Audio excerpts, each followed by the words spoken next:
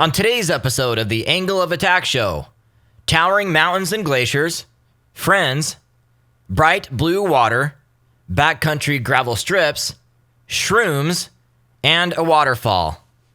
My home, Alaska, is also home to some of the last true aviators. My mission?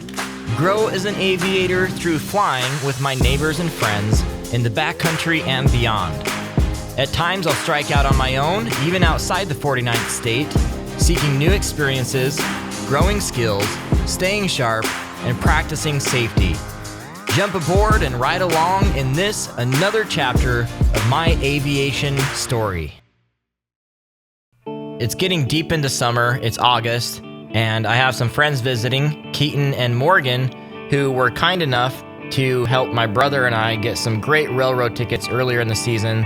So I wanted to do something nice to them. I wanted to take them to Port Alsworth through this beautiful canyon, this small little town where we'd experienced kind of the backcountry of Alaska in a unique aviation way.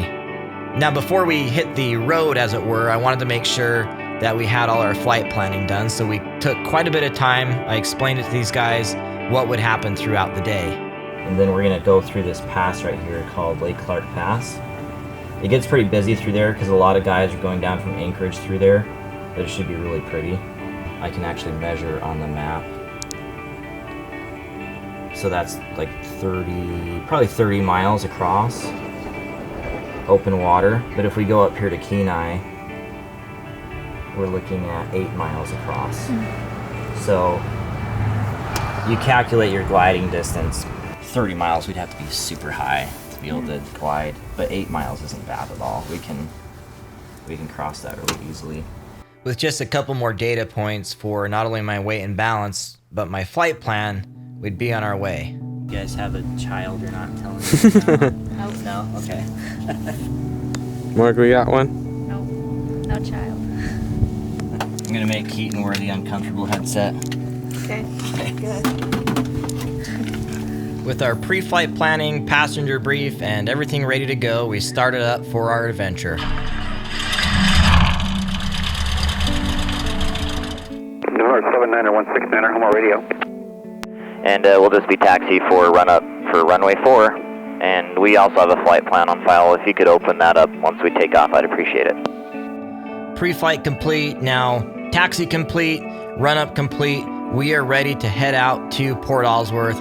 So now we would be well on our way from ground to air. Homer traffic, Cessna 79er169er taking runway 4 for departure. Here we go, airspeed alive. Engine in the green. It's pretty cool to be able to look back on this footage with this outside view, because I noticed that my nose wheel is actually pretty close to center line. It just brings me back to the day when I was flying in Iowa with an old-timer pilot there named Bill Chase, and he always harped on me, centerline pride, centerline pride.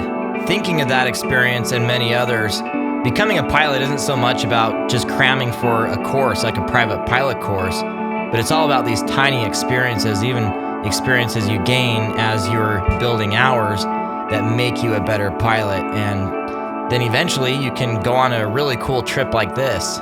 Speaking of which, as we were scooting up along the coast, I wanted to give Keaton a chance to fly the airplane, as he'd never flown a small airplane before.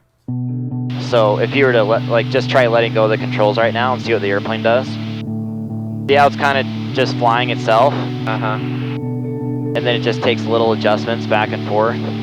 As you remember from earlier, we had quite a discussion about gliding distance and crossing the Cook Inlet, so we did all that in great safety, and now we were moving into Lake Clark Pass, and it was just astoundingly beautiful. I want to just let the music play for a few moments as we go through this area.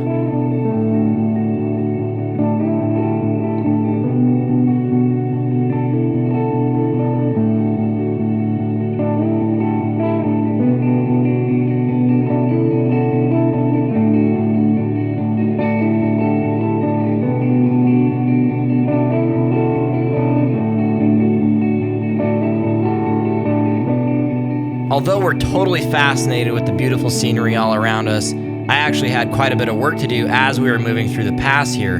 There are many VFR reporting points along the way, which is important because this is a pretty tight canyon where a lot of people were moving through, so it was important that I gave off those position reports as we went along. Lake Clark Pass, Cessna 79er 169er, East Narrows, 4,500. Lake Clark Pass, Cessna 79er 169er, 3,500, Glacier Fork, southwestbound. Pass traffic, Cessna 79er 169er, currently 3,500 feet, North Fork, southwestbound.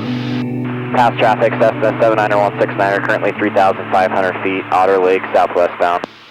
Immediately upon leaving Lake Clark Pass, we came to the beautiful, bright blue waters of Lake Clark itself, knowing exactly why, instantly, why so many people love to visit the area. Now, with Port Alsworth just a few miles away, we circled around the airport, got our orientation, and then set up for a landing. Port Alsworth, Cessna 169er, turning left base for 23. Now, there's nothing particularly special or challenging about this particular approach to landing. Of course, the special part is just this view. I mean, look how amazing this is on base here as we're coming into the final leg. Just absolutely incredible. But this is a gravel runway, so at this point, as I'm turning base to final, I'm definitely thinking about that and wanting to stay on speed. So obviously we have a little bit of water here. I'm staying a little bit higher just so I can be within gliding distance. But we're doing really great at this point, lining up on the runway. Of course, we have plenty of runway length. These runways are about 4,000 feet long, so we have plenty to set up here. So it's kind of interesting because this airport has a lot of family around it and a lot of things going on. People are living around the runway. So as we come in down here to land, you're gonna see something really funny happen off the right-hand side of the airplane, and I think you can already see it happening. There's this little kid that's racing us on this motorcycle right alongside us, and man, we had a good laugh. I just thought that was one of the funniest things I'd ever seen. Only in Alaska. That was the weirdest thing I've ever seen on landing. Kid just like, hey, guys. It turns out that this actually wasn't the runway we were supposed to land on for where we wanted to go. So after I talked to a guy there quick, he told me to go to the other runway. So we took off, did a little bit of a 180-degree turn, and landed on the opposite runway. We were all pretty famished, but we were really enjoying our time here, so we stopped at this little place called The General, which is kind of like the general store, where we were hopeful that we'd get some really good burgers. I heard these guys had some good burgers, but it turns out that all they had were some Dave's Killer Bread sandwiches, but man, they ended up tasting pretty good, and they even had some Coca-Cola on tap, which is exactly what I wanted. Kind of got skunked on the burgers, but that's okay, we'll survive.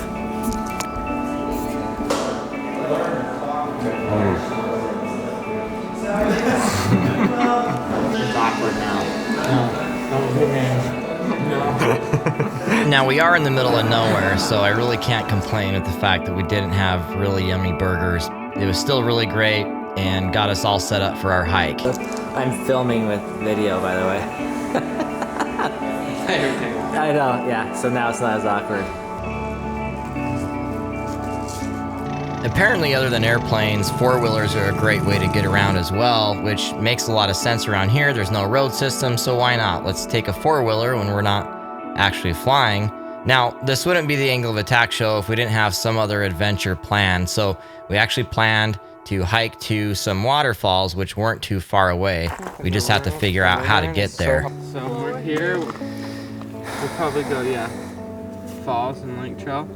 1.7 miles, and then just another 1.8. So maybe you're a little bit like me, where I'm so ambitious about aviation and about so many other things in my life that sometimes I forget just to slow down, notice my surroundings, and even just the simple things in life that really bring me a lot of joy and peace.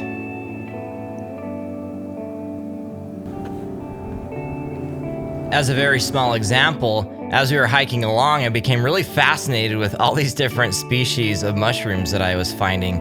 They were everywhere. Everyone was a different size, a different color, a different shape. And I thought it was just so cool how this little detail in nature had such variety. Precious as these little mushrooms are, and of course delicate, they were eventually destroyed by this family, this group of boys that were going through the forest with clubs, just destroying every single one of them. So from here on out, you don't have to look at any more footage of mushrooms. Before we knew it, we were hiking down the hill onto the shore of the river, and here were the falls. What a sight to behold.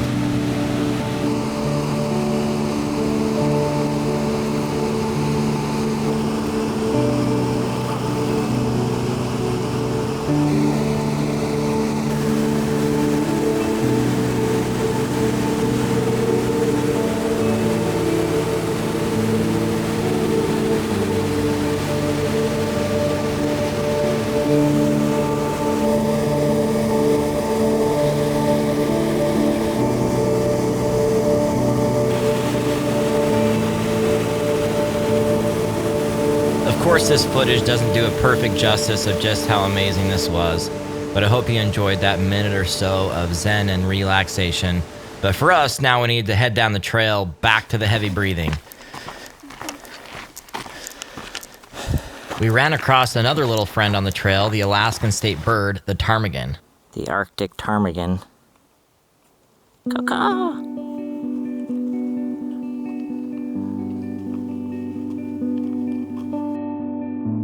As our time comes to a close in Port Alsworth, it's such a great day, and we start heading home, I'm trying to wrap my head around how, through a series of different events, I got myself to this point as a pilot. This point where I can skillfully and safely fly an airplane, friends on board, to an unknown small town deep in the Alaskan wilderness, and do so safely. Now, becoming a pilot certainly didn't happen overnight and was based on a flight-by-flight, day-by-day attitude of learning that got me to this point. I've also made no secret of the fact that I owe that all to others, namely my family, mentors, and of course God. We are truly birds of a flock and didn't get here on our own. These special experiences that I'm documenting through this show are not as common as they may seem. I don't go flying every day in Alaska. I don't have limitless money. I only do a handful of them each year, yet I'm aware that each one is special, unique, and rare. There are times that I don't get to go out because of weather or lack of funds or family engagements and so on. And that's life. That's normal stuff that we all go through. Yet it's the constant pursuit and persistence to be airborne that drives me to the skies, that passion. I'm simply an average guy that has found a way to push through all of the regular life things that try to prevent me from pursuing that passion. I just can't stay away from aviation for long. Staying proficient as a pilot requires many dull moments on the ground, earning a living, and going to doctor's visits, study, work, and that's just a start. That's just the beginning. But it's worth it. It's worth every second, every opportunity, every flight. It's worth all the effort. And what's more, obviously sharing it with friends and family. That's about as good as it gets, with million-dollar views, priceless moments, with good, honest, kind, and fun people. That is, in part, what becoming an aviator has brought into my life, and it's all thanks to aviation. A big shout out goes to Keaton and Morgan for being my adventure buddies and getting me a sandwich.